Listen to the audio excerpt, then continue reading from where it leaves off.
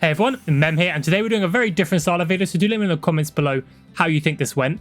But today we're playing a Theme Park Tycoon. This is a classic Roblox game I used to play years ago, and by playing it, I mean I absolutely grinded it. I won't be showing you my old theme park today, but we are going to start from scratch today, brand new theme park right from the beginning. So if you do enjoy this video, smash the like and subscribe, and let's get right into this. So we get into the world, and I immediately have a difficult choice to make. What do I name my theme park? So I decided to call it Super Memchial World, because I'm stuck up and full of myself, as well as having zero original ideas. So my name followed by world should do for now. And I'll say this now, but the footage you're watching is pre-recorded and I'm doing a voiceover for this video just in case it seems kind of weird. Just the kind of style I want to try. As I'm looking around for anything new, I spot this missions button. So I decided I might as well check it out and see what sort of missions I can get. And maybe try and get some extra cash in my pockets. Because if I know anything about this game, it gets expensive and fast. So the missions I get given are delivery service, inspiration, and a thrill ride. I have no clue what the first two are all about, but I think I can do the third one, so I set out to do the objective of expanding my theme park with the intense ride called a Twister. However, before I do that, I spot a ride called the Teacups, and no theme park is complete without teacups for people to go on right after lunch and end up spewing said lunch all over that ride.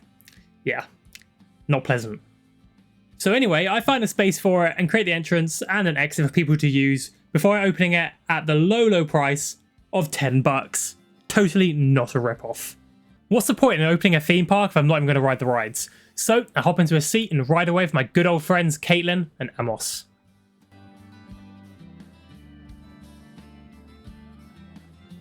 So yeah, it's safe to say that this ride absolutely sucks. No one in their right mind would pay $10 for this. I wouldn't even pay $5. So I hop off to keep building up Super Memchial World. No theme park is complete without overpriced food. So the next step for me was to make some food stalls. So I chose a burger stand to start and place it down right next to the teacup ride, but not too close that people eat a burger, go right on the ride and throw up right away. Anyways, I upped the price of burgers to $15 a piece to maximize profits, or at least I hope it would anyway, and go on my merry old way. The next step I chose was to try and tackle the challenge from earlier with the intense ride. So I began to browse and there's some really cool rides, as well as loads of new ones I've never seen before from my old time playing. But in the end, I choose the Twister ride as I have to complete that mission. So I place it down with an entrance, an exit, and get it right opened. Anyways, just like last time, I may as well give this a ride and see how it goes.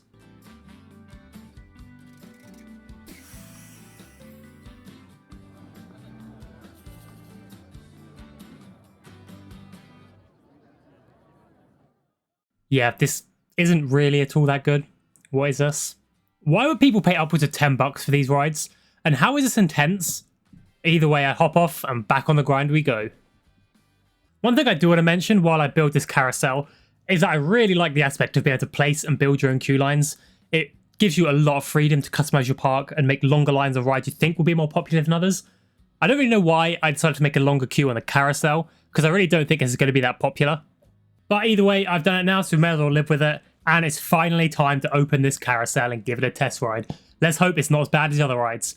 My hopes are in a dustbin right now.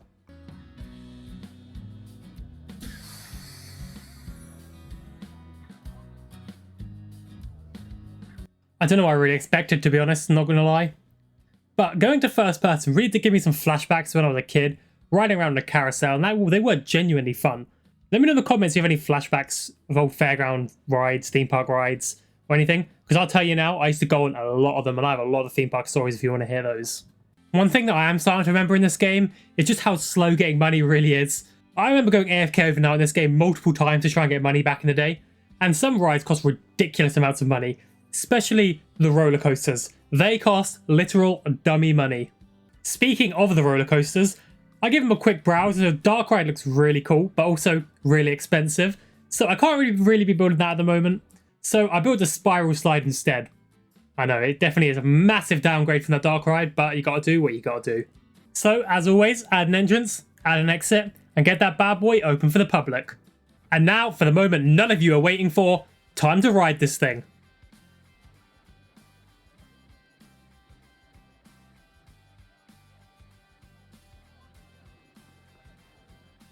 Yeah, to be honest, that was about how I expected it to go. And if it wasn't bad enough first time, I got teleported right back to the top so I can ride it again. How much fun. This right here took me by surprise for sure. Cleaning up trash makes your legs spin around like some sort of garbage sweeper. This is actually kind of cool because back in the day there was this bug with the animation where when you picked up trash it made you like spin around. So I guess the devs just doubled down and made that a feature, which is very cool. I started clicking on some random NPCs to look at some of their thoughts and what their needs are, and I came across this one stat called bladder.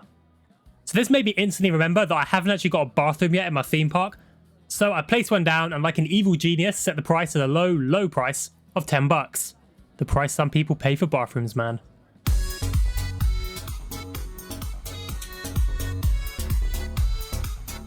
After looking at the guest thoughts and stuff like that, I decided to look at the ride stats too, and they show this really interesting graph that shows how much money the ride has brought in. I can tell that the rides are going to be more like slow investments to take a while to turn a profit, which when I used to play, my small little brain never comprehended. So it's just a cool little detail, I guess, now to look at how much money you're really making and how long it's taken for your rides to pay themselves off. After a bit more waiting for money, I decided to check out the mission I was trying to complete, and for sure, it completed. So I claimed my prize and I get a few of those credit things that I actually don't know what they do. But at the moment, I don't really care. In fact, I actually thought I just got normal money when I was playing, and only while editing and voiceovering, I actually found out it was just credits. Majorly disappointing game. Although I don't actually know what they do, but we're not going to talk about that right now. Another cool thing I found are these pre-made roller coasters that you can use.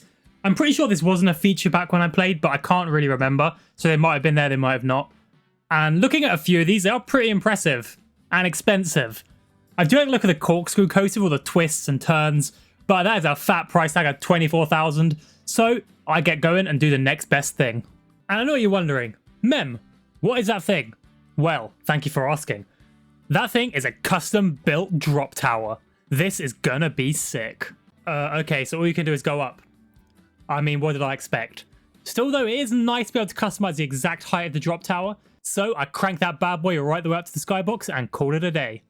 You know the drill by now. Entrance, exit, open, ride. Let's do this.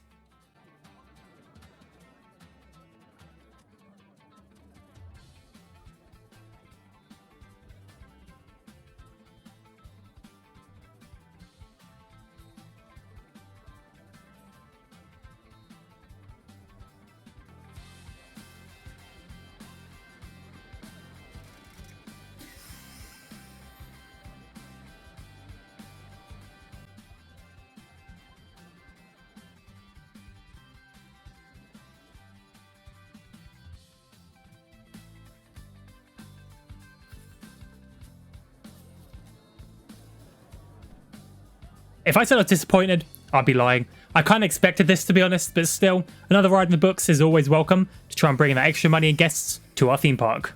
Now the money's really starting to roll in with all these new rides and food stalls we have set up. Can't forget the bathroom. The bathroom is probably carrying me the most. But hopefully in the near future, we'll be able to make our first real coaster. Still though, there are some other rides I probably should build first. We'll probably get working on that before the big coaster.